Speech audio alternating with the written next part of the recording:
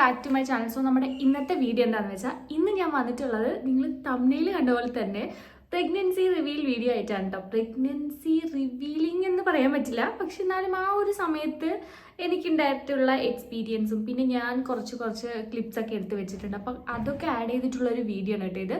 ചുമ്മാ ഞാൻ എൻ്റെ കുറച്ച് മെമ്മറീസ് ഒക്കെ ഇങ്ങനെ ഷെയർ ചെയ്യാമെന്ന് വിചാരിച്ചു. അപ്പോൾ പക്ഷേ ഈ ഒരു വീഡിയോ എന്ന് പറയുന്നത് നിങ്ങൾ എപ്പോഴും ലാൻഡ്സ്കേപ്പ് ആയിരിക്കില്ല, ഒരു പ്രോപ്പർ ആയിട്ടുള്ളൊരു വീഡിയോ ആയിരിക്കില്ല. കാരണം എന്താണെന്ന് വെച്ചാൽ ഞാൻ പറഞ്ഞില്ലേ, ഞാൻ ഒട്ടും പ്ലാൻഡ് അല്ലായിരുന്നു, അങ്ങനെ പ്ലാൻ ചെയ്ത് വീഡിയോ എടുക്കണമെന്നൊന്നും വിചാരിച്ചല്ല. അപ്പോൾ അതുകൊണ്ട് ആ ഒരു സമയത്ത് ഞാൻ കുറച്ച് ക്ലിപ്സൊക്കെ എടുത്തിട്ടുണ്ട്. കൂടുതൽ ഞാൻ പോർട്രേറ്റിലാണ് എടുത്തിട്ടുള്ളത്. സോ കുറച്ച് ഇങ്ങനെയും ഒക്കെ കാണേണ്ടി വരും കേട്ടോ. അപ്പോൾ നമുക്ക് എന്തായാലും സ്റ്റാർട്ട് ചെയ്യാം. അപ്പോൾ ബേസിക്കലി ഞങ്ങളുടെ കല്യാണം കഴിഞ്ഞിട്ട് 3 വർഷം കഴിഞ്ഞിട്ടാണ് ഞങ്ങൾക്ക് ബേബി പ്ലാനിങ് ഞങ്ങൾ ചെയ്യുന്നത്. പക്ഷെ അതിൻ്റെ ഇടയിൽ കുറേ പേര് ഞങ്ങളുടെ അടുത്ത് ഇങ്ങനെ ചോദിക്കാറുണ്ടായിരുന്നു. എനിക്ക് തോന്നുന്നു ഇപ്പോൾ കല്യാണം കഴിഞ്ഞാൽ കുറേ പേര് ഇങ്ങനെ കുറച്ച് ഡിലേ വെച്ച് പതുക്കെ എല്ലാവരും സെറ്റിൽഡായി ഓക്കെ ആയിട്ടൊക്കെയാണ് ബേബി പ്ലാൻ ചെയ്യുന്നത്. അപ്പോൾ അവരൊക്കെ കേട്ടിട്ടുള്ള ചോദ്യം തന്നെയായിരിക്കും. അങ്ങനെ ഞങ്ങളും കുറേ കേട്ടു. കുറേ പേര് ചോദിച്ച് നിങ്ങൾക്ക് എന്തെങ്കിലും കുഴപ്പമുണ്ടോയെന്ന് ഡയറക്റ്റ് ഫേസ് നോക്കി ചോദിച്ച ആൾക്കാരുണ്ട്. സീരിയസ്ലി നമുക്ക് ഇതൊക്കെ ഓരോരുത്തരുടെ പ്രൈവറ്റ് ആയിട്ടുള്ള കാര്യങ്ങളാണ്. ഞങ്ങൾ 2 പേർക്കും ഈ പെട്ടെന്ന് തന്നെ ബേബി വേണമെന്ന് ഒരു താല്പര്യം ഉണ്ടായിരുന്നില്ല. അതുകൊണ്ടായിരുന്നു ഞങ്ങൾ ഡിലേ വെച്ചിട്ടുണ്ടായിരുന്നു. പക്ഷെ പലരും ഇങ്ങനെ ഡയറക്റ്റ് ആയിട്ടൊക്കെ ചോദിക്കുമ്പോൾ ഞങ്ങളൊക്കെ വിചാരിച്ചിട്ടുണ്ട് എങ്ങനെ സാധിക്കുന്നു എന്ന്. കാരണം മറ്റുള്ളവരുടെ പ്രൈവസിയിൽ കയറിയിട്ട് ഇങ്ങനെ ചോദിക്കാൻ പറ്റുക എന്ന് പറയുന്നത് എനിക്കറിയില്ല. കുറേ പേര്, അതും എൻ്റെ ഏജിലുള്ള ആൾക്കാർ വരെ അങ്ങനെ ചോദിച്ചിട്ടുണ്ട്. അല്ലാതെ വലിയ എല്ലാ ഏജ് കാറ്റഗറിയിലുള്ള ആൾക്കാർ അങ്ങനെ ചോദിക്കാറുണ്ട് ഓൾമോസ്റ്റ് ആൾക്കാർ. സോ അപ്പം ഞാൻ വിചാരിച്ച ആ ഏജിൻ്റെ ആയിരിക്കും അങ്ങനെ. പക്ഷെ അങ്ങനെയല്ല, എൻ്റെ ഏജിലുള്ള ആൾക്കാർ വരെ എൻ്റെ അടുത്ത് ഡയറക്റ്റായിട്ട് ഫേസിൽ നോക്കി ചോദിച്ചിട്ടുണ്ട്. അപ്പം എനിക്ക് തോന്നാറുണ്ട് ഭയങ്കര ചീപ്പായിട്ടുള്ള മെൻറ്റാലിറ്റി ആയിട്ടാണ് എനിക്ക് തോന്നിയിട്ടുള്ളത്. കാരണം ഇതൊക്കെ അത്രയും പ്രൈവറ്റ് ആയിട്ടുള്ള കാര്യങ്ങളാണ്. ഞങ്ങൾ 2 പേർക്കും ഒരു താല്പര്യമില്ലാത്ത ഇടയ്ക്ക് വേറെ ആൾക്കാർ വന്നിട്ട് ഇങ്ങനെ ചോദിക്കുമ്പോൾ പക്ഷേ വേറെ കുറേ പേരൊക്കെ ചോദിച്ചിട്ടുണ്ട് എന്താണ് നിങ്ങൾക്ക് പ്ലാനിങ് ഒന്നും ഇല്ലേ അങ്ങനെയൊക്കെ ചോദിച്ചിട്ടുണ്ട്. അതൊക്കെ ഓക്കെയാണ്, നമുക്ക് കുഴപ്പമില്ല. അത് അറിയാൻ വേണ്ടി ചോദിക്കുന്ന ആൾക്കാരുണ്ടാവും, അതൊന്നും കുഴപ്പമില്ല. അല്ലാതെ ഇങ്ങനെ ഫേസിൽ നോക്കിയിട്ട് നിങ്ങൾക്ക് എന്താവാത്തോണോ എന്തെങ്കിലും കുഴപ്പമുണ്ടോ ആ ഒരു രീതിയിലൊക്കെ ചോദിക്കുന്നത് ഭയങ്കര ചീപ്പായിട്ട് തോന്നിയിട്ടുണ്ട് കേട്ടോ. അപ്പോൾ സത്യത്തിൽ എന്താണെന്ന് വെച്ചാൽ നമ്മൾ വിചാരിച്ചു ഇപ്പം തന്നെ വേണ്ട, അതിനുള്ളൊരു മെച്യൂരിറ്റി ആയിട്ടില്ല എന്നായിരുന്നു വിചാരിച്ചിട്ടുണ്ടായിരുന്നത്. അപ്പോൾ അതുകൊണ്ട് ഞങ്ങളങ്ങനെ വേണ്ടാന്ന് വെച്ചിരിക്കുകയായിരുന്നു. പിന്നെ എപ്പോഴും ഒരു പോയിന്റിൽ ഞങ്ങൾക്ക് തന്നെ തോന്നി ഓക്കെ എന്നാൽ പിന്നെ ബേബി പ്ലാനിങ് ഒക്കെ ചെയ്യുക അങ്ങനെ ഞങ്ങൾക്ക് തോന്നി. പക്ഷേ അപ്പോഴും നമ്മളങ്ങനെ സ്ട്രോങ് ആയിട്ട് ബേബി വേണം എന്നൊന്നും നമ്മൾ ചിന്തിക്കുന്നില്ല. അതുകൊണ്ട് തന്നെ എനിക്ക് ഒരു രീതിയിലുള്ള ഡൗട്ടും ഉണ്ടായിരുന്നില്ല കേട്ടോ. അപ്പോൾ ഞാൻ ടെസ്റ്റ് ചെയ്യുന്ന സമയത്ത് ഞാനിതെങ്ങനെയാണ് ടെസ്റ്റ് ചെയ്യുന്നതെന്ന് വെച്ചാൽ എനിക്ക് ഒരു മെയ് ഒക്കെ കഴിഞ്ഞ സമയത്ത് എനിക്ക് അത്യാവശ്യം നല്ല രീതിയിൽ ബ്രൈഡൽ വർക്ക്സും കാര്യങ്ങളൊക്കെ ഉണ്ടായിരുന്നു, കണ്ടിന്യൂസ് ആയിട്ട് ഉണ്ടായിരുന്നു. സോ ഉറക്കമൊക്കെയല്ല, ഫുഡൊക്കെയല്ല, അങ്ങനെയൊക്കെ വന്ന സമയത്ത് ഞാൻ എൻ്റെ വീട്ടിലായിരുന്നു കേട്ടോ. അപ്പോൾ ആ ഒരു ടൈമിൽ എനിക്ക് പീരിയഡ്സ് ഡിലേ ആയി. അപ്പോൾ എനിക്ക് സാധാരണ അങ്ങനെ പീരിയഡ്സ് ഡിലേ ആവാറില്ല, എപ്പോഴും കറക്റ്റ് എനിക്ക് നേരത്തെ വന്നാലും വൈകി വരാറില്ല എപ്പോഴും. അപ്പോൾ ഞാൻ ആലോചിക്കുന്നില്ല ഇതുകൊണ്ടാണ് എന്ന് ഞാൻ ആലോചിക്കുന്നില്ല കേട്ടോ. പീരിയഡ്സിൻ്റെ കാര്യം തന്നെ എനിക്ക് ഓർമ്മയില്ല. എനിക്ക് വേറെ എന്ത് വേണമെങ്കിലും ഓർമ്മ ഉണ്ടാവും, ഈ ഒരു സാധനം എൻ്റെ തലയിൽ നിൽക്കില്ല. സോ ഞാൻ എപ്പോഴും ഇത് മറ്റേ പീരിയഡ് ട്രാക്കർ ആപ്പിൽ നോട്ട് ചെയ്ത് വെക്കുക ചെയ്യുക എൻ്റെ ഡേറ്റ്, അല്ലാതെ എനിക്ക് അങ്ങനെ ഓർമ്മ ഉണ്ടാവാറില്ല കേട്ടോ. അപ്പം ഞാൻ ഈ ഒരു വർക്കിൻ്റെ ഒക്കെ ഇടയിൽ പെട്ടതുകൊണ്ട് എനിക്കത് ഭയങ്കരമായിട്ട് സ്ട്രെസ്ഡ് ആയിരുന്നു. കുറേ ട്രാവലിങ്ങും കാര്യങ്ങളും ഉണ്ടായിരുന്നു. അതൊക്കെ വന്നപ്പോഴത്തേക്കും എനിക്ക് സത്യം പറഞ്ഞാൽ പീരിയഡ്സിൻ്റെ കാര്യം പോലും എനിക്ക് ഓർമ്മയുണ്ടായിരുന്നില്ല. പക്ഷേ എനിക്ക് സിംറ്റംസ് എന്ന് പറയാൻ എനിക്ക് വോമിറ്റിങ്ങും കാര്യങ്ങളും അങ്ങനെയുള്ള സിംറ്റംസ് ഒന്നും ഉണ്ടായിരുന്നില്ല. ഈ ഒരു പ്രഗ്നൻസി റിലേറ്റഡ് അല്ലാത്ത സിംറ്റംസ് ഒക്കെയാണ്, അതായത് ഞാൻ കേൾവിയില്ലാത്ത സിംറ്റംസ് ഒക്കെയാണ് എനിക്ക് വന്നിട്ടുണ്ടായിരുന്നത്. സാധാരണ നമുക്ക് ഇങ്ങനെ വോമിറ്റിംഗ് ടെൻഡൻസി തോന്നുക, തലകറക്കം, ക്ഷീണം, അതൊക്കെ വരുമ്പോഴാണ് നമുക്ക് സാധാരണ ഒരു ഡൗട്ട് തോന്നുക. പക്ഷെ എനിക്ക് അങ്ങനെയുള്ള ഇതൊന്നും ആയിരുന്നില്ല. എനിക്ക് പെട്ടെന്ന് ഭയങ്കരമായിട്ട് എനിക്ക് കോൾഡ്, ചെറിയ പൊടി പോലും എനിക്ക് പറ്റുന്നില്ല, ഭയങ്കര അലർജി വരാൻ തുടങ്ങി. എന്ന് വെച്ചാൽ നേരത്തെ എനിക്കിങ്ങനെ അലർജി കാര്യങ്ങൾ പെട്ടെന്ന് വരും, പക്ഷെ എന്നാലും ചെറിയ രീതിക്ക്, അതായത് ഇപ്പോൾ നമ്മൾ കിച്ചണിൽ നിന്നിട്ടൊരു എന്തെങ്കിലും ഒരു കറി പൗഡർ എടുത്താൽ തന്നെ ഞാൻ ഭയങ്കരമായിട്ട് തുമ്മും, നോൺ സ്റ്റോപ്പ് ആയിട്ട് തുമ്മാൻ വേണ്ടി തുടങ്ങി. പെട്ടെന്ന് എനിക്ക് ഭയങ്കരമായിട്ട് അലർജി വരാൻ തുടങ്ങി. പക്ഷെ അപ്പോഴും നമ്മൾ വിചാരിക്കില്ലല്ലോ അലർജിയൊക്കെ വരുമ്പോൾ ഇതാണോ എന്നൊന്നും ആരും ചിന്തിക്കില്ലല്ലോ. പിന്നെ അത് കഴിഞ്ഞിട്ട് എനിക്ക് വന്നിട്ടുണ്ടായിരുന്നു, എനിക്ക് കോൾഡ് ഭയങ്കരമായിട്ട് തണുക്കാൻ തുടങ്ങി. ഇവിടെ വീട്ടിലുള്ള എല്ലാവർക്കും ഭയങ്കര ചൂടെടുത്ത് വേർത്തിരിക്കുന്ന സമയത്ത് ഞാനിങ്ങനെ തണുത്ത് വിറയ്ക്കുന്നു. എനിക്ക് 3 പുതപ്പ് 4 പുതപ്പൊന്നും ഇട്ടിട്ട് എനിക്ക് പറ്റുന്നില്ല, അതുപോലെ ഞാൻ കിടക്കുന്നത്. എനിക്ക് ഫാൻ ഒട്ടും പറ്റുന്നില്ല, ആ ഒരു ഇതായി മാറി. പുറത്ത് ഭയങ്കര ചൂടാണ്, പക്ഷെ എനിക്ക് ഭയങ്കര തണുപ്പ് ഫീൽ ചെയ്യാൻ തുടങ്ങി. ഞാൻ വിചാരിച്ചു ചിലപ്പോൾ എനിക്ക് ജലദോഷം വരാൻ വേണ്ടിയിട്ടായിരിക്കും, അങ്ങനെയാണ് ഞാൻ വിചാരിച്ചത്. അല്ലെങ്കിൽ പനി വരാനുള്ള ലക്ഷണമായിരിക്കും, തുമ്മലൊക്കെ ഉണ്ടല്ലോ, അങ്ങനെയായിരുന്നു ഞാൻ വിചാരിച്ചിട്ടുണ്ടായിരുന്നത്. എന്നിട്ടും അത് മാറുന്നില്ല. പിന്നെ എനിക്ക് സ്മെല്ല്, ഭയങ്കര സ്മെൽ സെൻസിറ്റീവായി മാറി. എന്ന് വെച്ചാൽ ആർക്കും വരാത്ത സ്മെല്ല് പോലും എനിക്ക് ഫീൽ ചെയ്യാൻ തുടങ്ങി. അപ്പോഴൊന്നും ഞാൻ ചിന്തിക്കുന്നില്ല കേട്ടോ, ഇങ്ങനെ ഇതിൻ്റെ ആണെന്നൊന്നും ചിന്തിക്കുന്നില്ല. എനിക്ക് വല്ലാതെ എനിക്ക് വോമിറ്റിംഗ് ഒന്നും വരുന്നില്ല, പക്ഷെ എനിക്ക് സ്മെല്ല് പറ്റുന്നില്ല. അതായത് എനിക്ക് പൊതുവെ ഈ ഡോഗ്സിൻ്റെ സ്മെല്ല് എനിക്ക് ഒട്ടും ഇഷ്ടമല്ല. എനിക്ക് ഡോഗ്സിൻ്റെ അടുത്ത് പോകുന്നൊന്നും ഇഷ്ടമല്ല. അപ്പോൾ ഇവിടെ നമ്മുടെ വീടിൻ്റെ സൈഡിൽ, വീടിൻ്റെ ബാക്കിൽ അപ്പുറത്ത് കുറച്ച് സ്ട്രീറ്റ് ഡോഗ്സ് ഉണ്ട്. അത് വന്നിങ്ങനെ കിടക്കും രാത്രി. അപ്പോൾ കിടന്നിട്ട് പോയി കഴിയുമ്പോൾ ആ ഒരു ഭാഗത്തെ സ്മെല്ല് എനിക്ക് എത്ര ദൂരെ നിന്നാലും ആ സ്മെല്ല് എനിക്ക് അടിക്കാൻ തുടങ്ങി. എത്ര ദൂരെ ഒരു ഡോഗ് പോവുകയാണെങ്കിൽ ആ സ്മെല്ല് എനിക്ക് ഭയങ്കരമായിട്ട് വരാൻ തുടങ്ങി. അപ്പോൾ ഞാൻ ഇവരുടെ അടുത്തൊക്കെ പറയുമ്പോൾ ഇവർക്ക് ആർക്കും ഫീൽ ചെയ്യുന്നില്ല, അങ്ങനെയായിരുന്നു. പിന്നെ അത് കഴിഞ്ഞപ്പോഴാണ് എനിക്ക് ചെറിയ ഡൗട്ട് തോന്നി.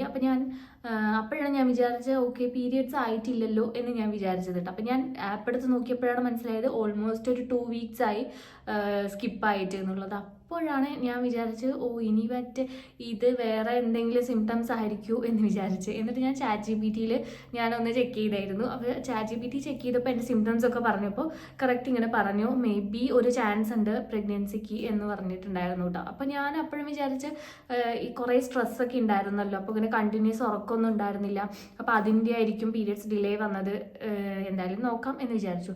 പിന്നെയും അഗെയിൻ കുറച്ച് ദിവസം കൂടെ പോയി, എന്നിട്ടും എനിക്ക് പീരിയഡ്സ് ആവുന്നില്ല. അപ്പോൾ ഞാൻ എൻ്റെ ഫ്രണ്ടിൻ്റെ അടുത്ത് ഞാൻ എൻ്റെ ഈ സിംറ്റംസും കാര്യങ്ങളൊക്കെ പറഞ്ഞു. അപ്പോൾ അവൾ വേറെ ഒന്നും പറഞ്ഞില്ല. അവൾ ആദ്യം പറഞ്ഞത് കൺഗ്രാറ്റ്സ് എന്നായിരുന്നു കേട്ടോ. അപ്പോൾ ഞാൻ പറഞ്ഞു കൺഗ്രാറ്റ്സ് അതിന് നീ എന്തിനാ കൺഗ്രാറ്റ്സ് അറിയത് എന്ന് പറഞ്ഞു. അപ്പോൾ അവൾ പറഞ്ഞു ടെസ്റ്റ് ചെയ്ത് നോക്കാൻ പറഞ്ഞു. പക്ഷെ ഞാൻ ടെസ്റ്റ് ഒന്നും ചെയ്തില്ല. ഞാൻ വിചാരിച്ചു അതൊന്നും ആയിരിക്കില്ല, കുറച്ചുകൂടെ കഴിയട്ടെ എന്ന് വിചാരിച്ചു. അങ്ങനെ വീണ്ടും കുറേ ദിവസങ്ങൾ പോയി. അപ്പോഴും എനിക്ക് പീരിയഡ്സ് ആവുന്നില്ല. അപ്പോൾ എനിക്ക് വീണ്ടും ഡൗട്ടായി. അപ്പോൾ ഞാൻ അവളുടെ അടുത്ത് പറഞ്ഞപ്പോൾ അവൾ നിനക്കൊന്ന് ടെസ്റ്റ് ചെയ്യായിരുന്നില്ലേ എന്ന് പറഞ്ഞു. പിന്നെ ഞാൻ രണ്ടും കൽപ്പിച്ച് ഞാൻ ടെസ്റ്റ് ചെയ്യാൻ വേണ്ടി പോയി. ഞാൻ ആരുടെ അടുത്തും പറഞ്ഞില്ല, വീട്ടിൽ ആരുടെ അടുത്തും പറഞ്ഞില്ല, ഹസ്ബൻഡിൻ്റെ അടുത്ത് പോലും പറഞ്ഞില്ല എനിക്കൊരു ഡൗട്ട് ഉണ്ട് എന്നുള്ളത്. ഞാൻ നേരെ മെഡിക്കൽ സ്റ്റോറിൽ പോയി ആ ഒരു സാധനം വാങ്ങിച്ചു, മറ്റേ ടെസ്റ്റ് ചെയ്യുന്ന ആ ഒരു കാർഡ് വാങ്ങിച്ചു. എന്നിട്ട് വീട്ടിൽ വന്ന് 2 എണ്ണം ഞാൻ വാങ്ങിച്ചു കേട്ടോ. അപ്പോൾ ടെസ്റ്റ് ചെയ്തപ്പോൾ എനിക്ക് ആദ്യം ഞാൻ ഫസ്റ്റ് ടൈം ആയിരുന്നു ടെസ്റ്റ് ചെയ്യുന്നത്. അപ്പോൾ എനിക്ക് അറിയില്ല അതെങ്ങനെയാണ് വർക്ക് ആവുന്നതെന്ന് അറിയില്ല. അപ്പോൾ ഞാൻ കുറേ നേരം ഇരുന്ന് ആ ഒരു എല്ലാം സ്റ്റെപ്പ് ബൈ സ്റ്റെപ്പ് വായിച്ചിട്ടാണ് ചെയ്തിട്ടുണ്ടായിരുന്നത്. പിന്നെ അത് കഴിഞ്ഞിട്ട് അതിൽ 2 ലൈൻസ് കാണിച്ചു. 2 ലൈൻസ് കാണിച്ചപ്പോൾ എനിക്കൊരു ഡൗട്ട്, മേ ബി ഇനിയിപ്പോൾ ഇത് വല്ല കൊറോണൻ്റെ കിറ്റ് അവർ മാറി തന്നതാണോ എന്നൊരു എനിക്ക് ഡൗട്ട് വന്നു. കാരണം എന്താ വെച്ചാൽ ഓൾറെഡി എനിക്ക് ജലദോഷം കാര്യങ്ങളൊക്കെ ഉണ്ടല്ലോ. അപ്പം ഞാൻ വിചാരിച്ചു ഭയങ്കര ഷിവറിങ് ഉണ്ട്.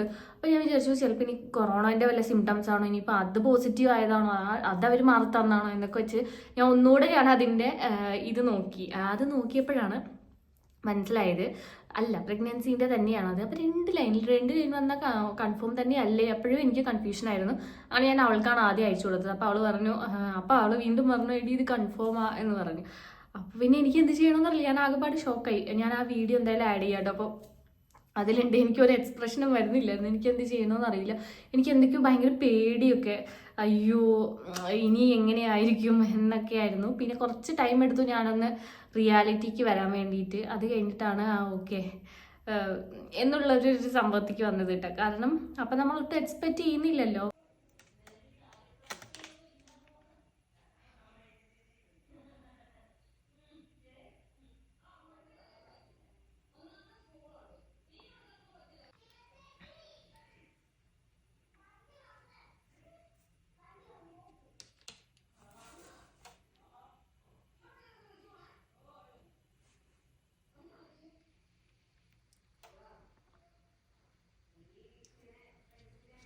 സോ ഗൈസ്, ഞാനിപ്പോൾ പുറത്ത് പോയി വന്നേ ഉള്ളൂ. ഞാനിതിപ്പോൾ വാങ്ങിച്ചുകൊണ്ട് വന്നേ ഉള്ളൂ കേട്ടോ.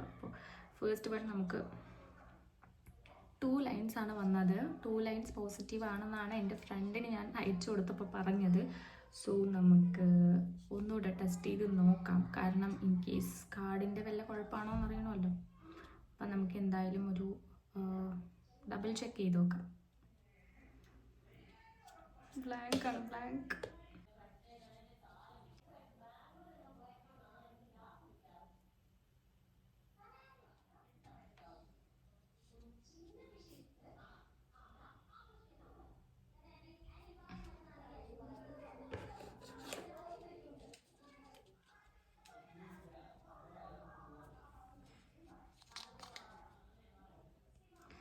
നമുക്ക് രണ്ടും പോസിറ്റീവ്. അപ്പോൾ ഞാൻ അപ്പം തന്നെ എനിക്ക് എന്ത് ചെയ്യണമെന്ന് അറിയില്ല, എനിക്ക് ആരെ വിളിച്ച് പറയണമെന്ന് അറിയില്ല.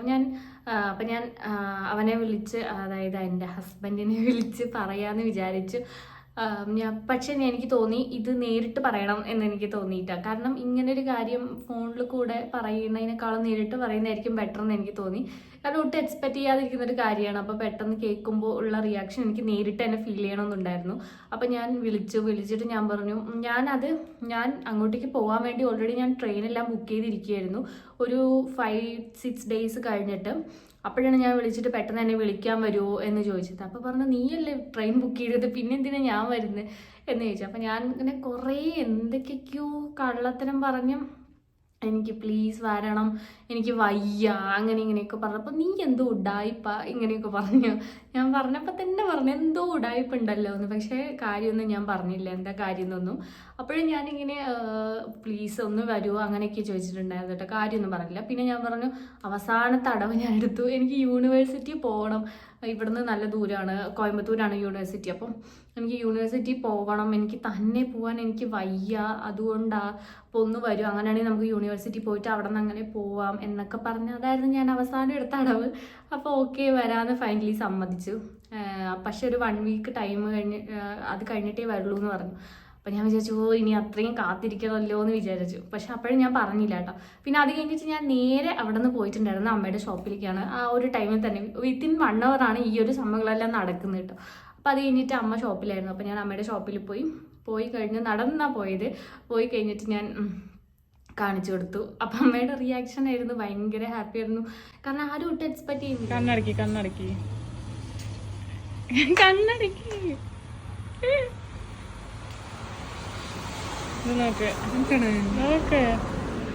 നോക്ക് ആണ്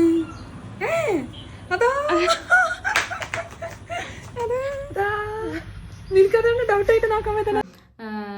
അപ്പോൾ അതെല്ലാം കഴിഞ്ഞിട്ട് എൻ്റെ അടുത്ത് അമ്മ പറഞ്ഞു, ഇപ്പം തന്നെ വിളിച്ച് പറയാൻ പറഞ്ഞു. അപ്പോൾ ഞാൻ പറഞ്ഞു വിളിച്ച് പറയില്ല, കാരണം ഞാൻ പറഞ്ഞതാണ് എനിക്ക് നേരിട്ട് കാണണം, അപ്പോൾ അതിന് വേണ്ടിയിട്ട് വിളിച്ച് പറയില്ല. അപ്പോൾ ഞാനിങ്ങനെ പറഞ്ഞിട്ടുണ്ട്, ഞാനിങ്ങനെ കുറേ എക്സ്ക്യൂസ് പറഞ്ഞിട്ടുണ്ട്, അപ്പോൾ എന്നെ വിളിക്കാൻ വരും, അപ്പോൾ ആ ദിവസം പറയാമെന്ന് പറഞ്ഞു. അങ്ങനെ ഞാൻ വെയിറ്റ് ചെയ്ത് ഓരോ ദിവസം ഞാനിങ്ങനെ വെയിറ്റ് ചെയ്തിരിക്കുകയായിരുന്നു.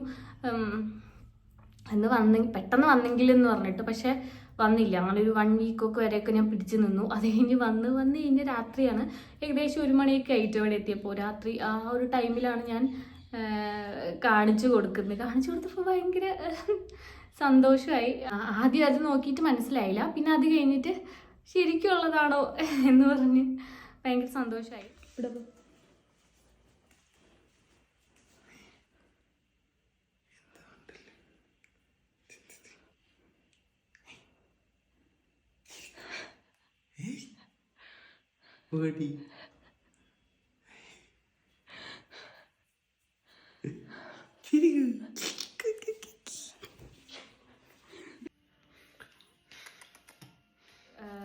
പിന്നെ അത് കഴിഞ്ഞിട്ട് അപ്പോഴും നമ്മൾ വേറെ ആരുടെ പറഞ്ഞില്ല. കാരണം ഞാൻ ഹോസ്പിറ്റലിലൊന്നും പോയി ടെസ്റ്റ് ചെയ്തിട്ടുണ്ടായിരുന്നില്ല, ജസ്റ്റ് ഇത് മാത്രം ഒന്ന് ടെസ്റ്റ് ചെയ്തിട്ടുണ്ടായിരുന്നുള്ളൂ. അപ്പോൾ ഹോസ്പിറ്റലിൽ പോയി കൺഫേം ചെയ്തിട്ട് എല്ലാവരുടെ അടുത്തും പറയാം എന്നായിരുന്നു നമ്മൾ വിചാരിച്ചിട്ടുണ്ടായിരുന്നത്. സോ അങ്ങനെ ഞങ്ങൾ ഹോസ്പിറ്റലിൽ പോയി. ഹോസ്പിറ്റലിൽ തൃശ്ശൂരാണ് പോയിട്ടുണ്ടായിരുന്നത്. അങ്ങനെ ഹോസ്പിറ്റലിൽ പോയി അങ്ങനെ സ്കാനിങ് എല്ലാം ചെയ്ത് കഴിഞ്ഞപ്പോൾ കൺഫേം ആയി. 8 വീക്സ് കഴിഞ്ഞിട്ടുണ്ടായിരുന്നു അപ്പം തന്നെ. അപ്പോഴാണ് അവിടെ വീട്ടിലും എല്ലാവരുടെ അടുത്തും പറയുന്നത്. അങ്ങനെ എല്ലാവരും ഹാപ്പിയായി.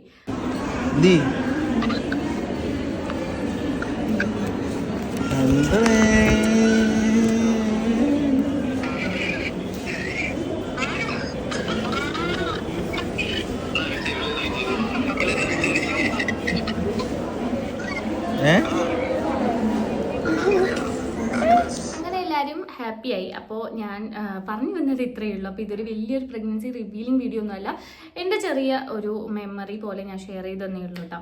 അപ്പോൾ ഈ വീഡിയോ ഇഷ്ടപ്പെട്ടില്ല എന്നൊക്കെ പറയാം. ഇഷ്ടപ്പെട്ടെങ്കിൽ ലൈക്ക് ചെയ്യുക, ഷെയർ ചെയ്യുക, സബ്സ്ക്രൈബ് ചെയ്യുക. അപ്പോൾ നെക്സ്റ്റ് വീഡിയോയിൽ കാണാം.